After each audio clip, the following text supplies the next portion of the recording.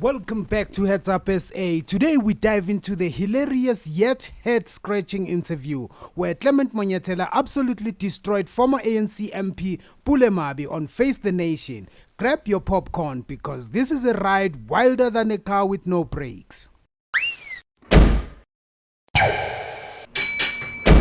Clement Manyathela destroyed former ANC MP and spokesperson on Face the Nation.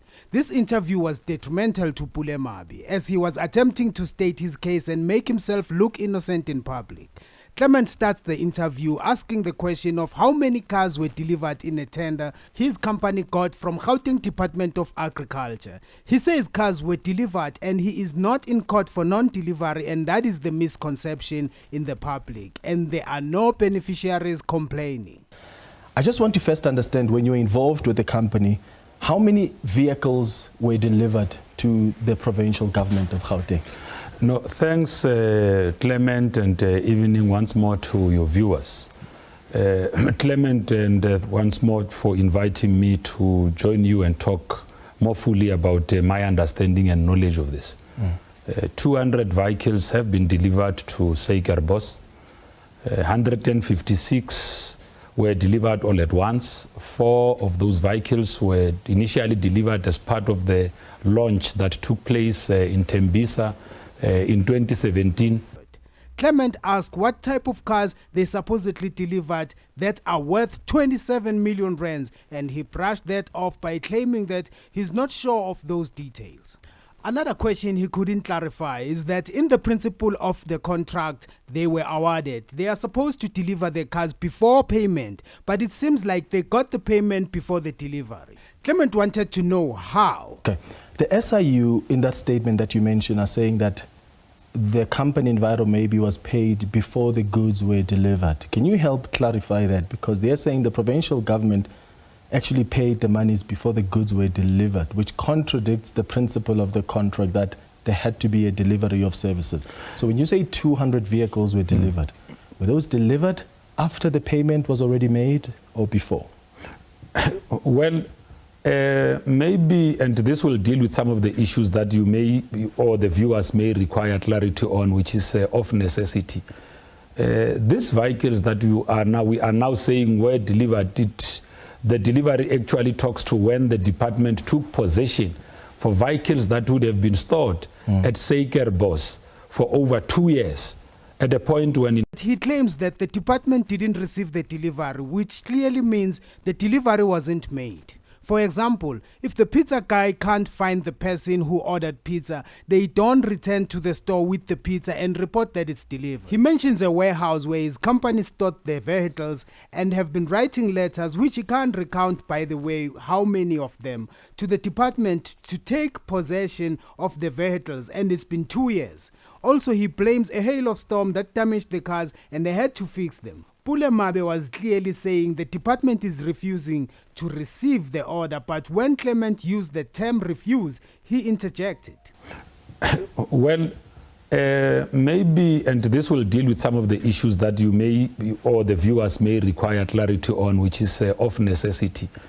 These vehicles that we are now saying were delivered, the delivery actually talks to when the department took possession for vehicles that would have been stored at Suikerbos for over 2 years. Okay, so, hold on. Just to clarify, are you saying that the department spent millions of rands on vehicles that they never took possession of? So it's like me, I go to buy a car. I buy my car and I don't take it. And then you put it, then it stays in a garage. For 2 years. For 2 years. And after 2 years, when you are taking it after 2 years, even the people that delivered the car to you are even arrested.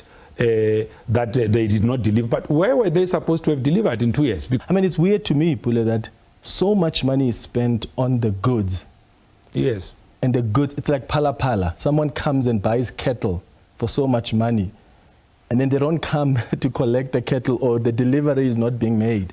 Well, it doesn't really make sense. And as the company, then what do you do with the money that you've been paid? Do you use that money? No, but remember this, and now it brings us to a very interesting point. Funny part was when he said they did not know where to deliver the cars, and the SIU, as the complainant, has to tell where were they supposed to deliver the vehicles.